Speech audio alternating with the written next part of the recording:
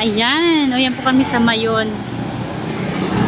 Ayan yung bunganga ng Bulkan Mayon. Pakalapit lang sa amin. Oh.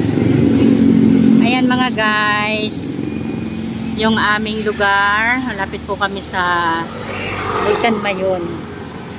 And dito po yung aming pambahay. Malapit lang po kami sa simbahan. Malapit din po kami sa eskwelahan. And eto, paglabas po ng aming kalsada, galing po doon sa ayun, galing po dito sa Eskinita. Paglabas po niyan, eto na po agad, mabubungaran nyo na po agad yung Bulkan Mayon.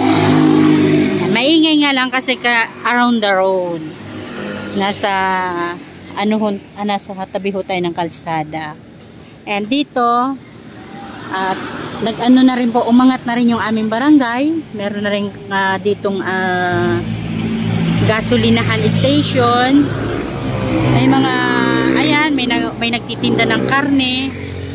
Ayan, meron mga nagtitinda din dito ng mga gulay and mga isda. And may vulcanizing. So, ibig sabihin, itong lugar po namin ay maganda na rin.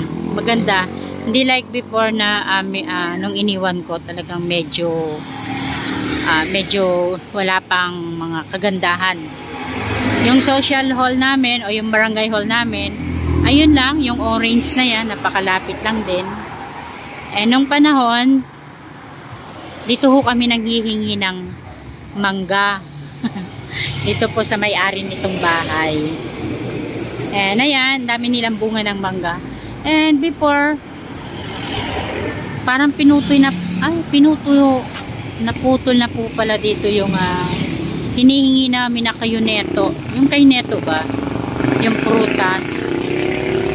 Yan, yung kay neto ay napakasarap po dito kasi napakatamis. Tingnan nyo po hanggang ngayon, still now, marami pa po silang mga halaman. Namatay na kasi yung nagmamay-ari ng halaman na to, si Cha Diling. So ngayon, naiwanan niya na to. Yung mga kapatid niya at mga anak niya, yun na nagme-maintain. Yan.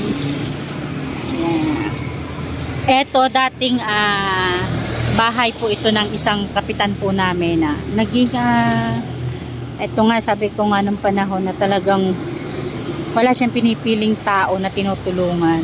Yan. Wala na yung aming kapitan.